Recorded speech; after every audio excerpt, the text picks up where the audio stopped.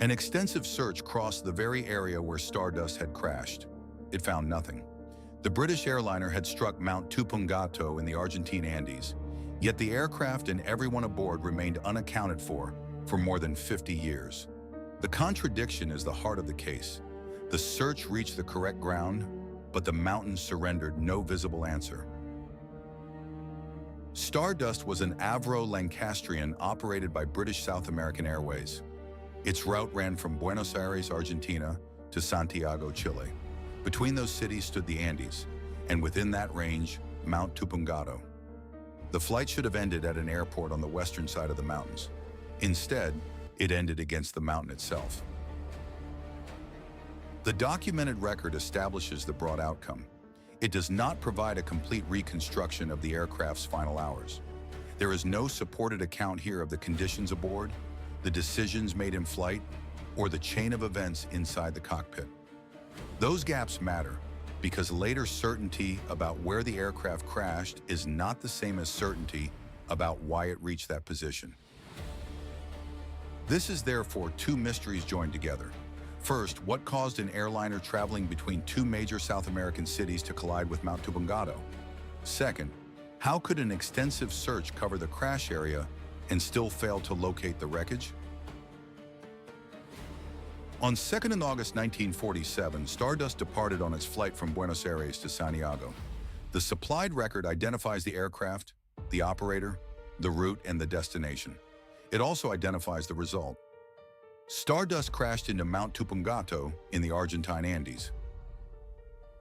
That statement is now presented as documented fact, but for those waiting at the time, the decisive fact was absence.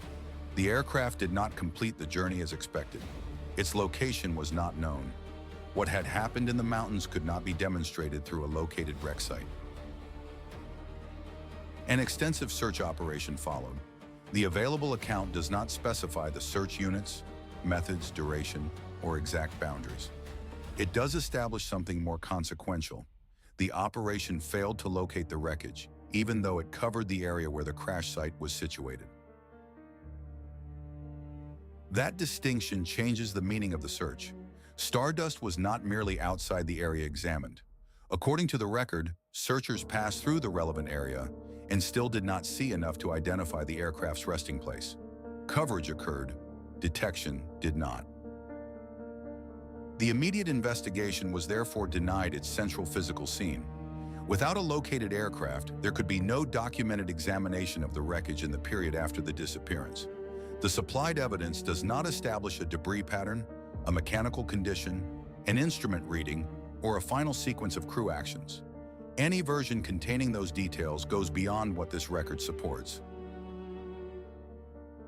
The silence lasted not for days or months, but for more than 50 years.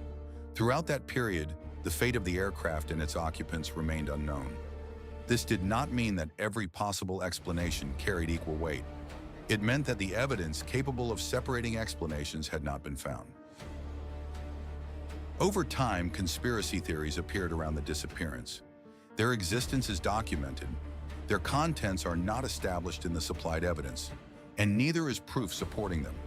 They belong to the history of how the mystery was interpreted, not to the verified reconstruction of the crash.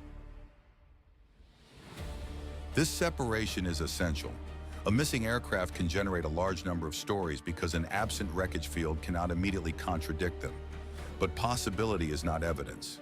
A theory does not become stronger merely because investigators lack the material required to disprove every detail.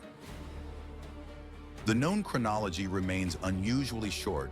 Stardust flew from Buenos Aires toward Santiago. It crashed into Mount Tupungato. Searchers examined the wider area, including the crash area, but did not locate it. Its fate remained unknown for more than half a century. Everything beyond that sequence must be ranked by the evidence actually available. The most disruptive fact is not simply that the aircraft vanished, it is that the search and the wreck occupied the same geographic problem without meeting in a recognized discovery.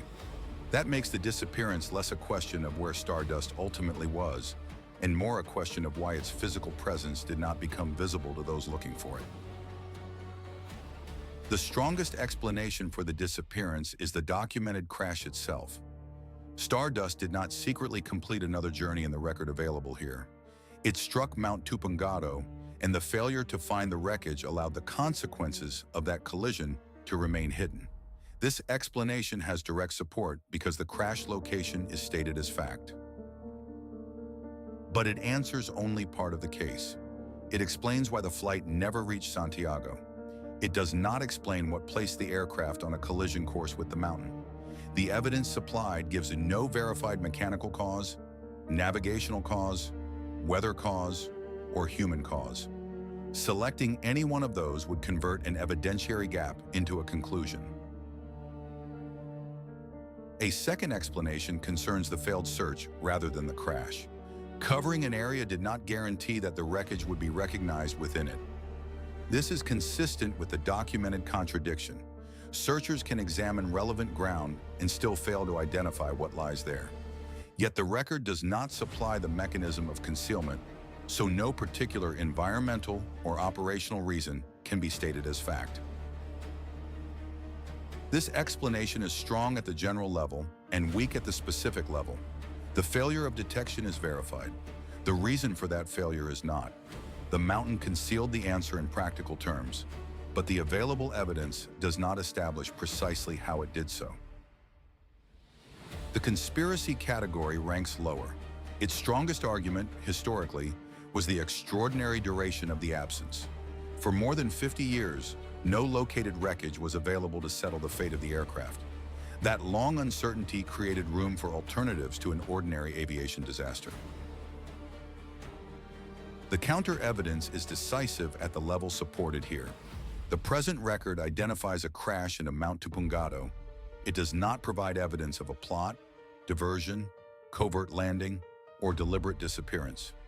Because no specific conspiracy evidence appears in the documented account, such theories cannot compete evenly with the established mountain crash. There is also a boundary the investigation cannot cross. The fact that Stardust crashed into the mountain establishes the terminal event, not the initiating one. Collision is the final physical consequence. It is not by itself an explanation for the aircraft's path, altitude, condition, or circumstances before impact. This is why the case changed so sharply over time. During the decades of uncertainty, the central question was what happened to the aircraft. The later record resolves that question at its broadest level. Stardust crashed in the Argentine Andes, but resolution of location exposed a narrower mystery that had been hidden inside the larger one. The case demonstrates how a search can be both extensive and unsuccessful without being irrelevant. Its failure helped create the mystery, while its stated coverage later sharpened the contradiction. Search effort alone could not turn terrain into evidence.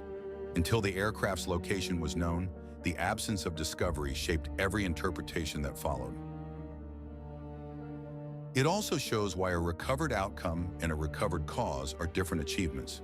Knowing that an aircraft struck a named mountain fixes the endpoint.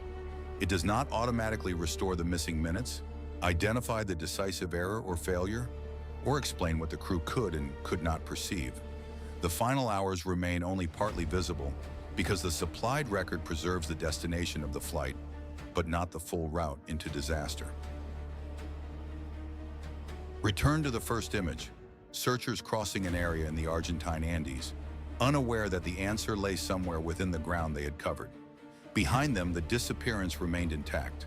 Ahead lay more than 50 years in which fact and theory would be separated by an aircraft no one had successfully located.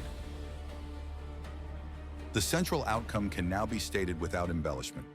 On 2nd of August 1947, the British South American Airways Avro Lancastrian Stardust crashed into Mount Tupungato while flying from Buenos Aires to Santiago.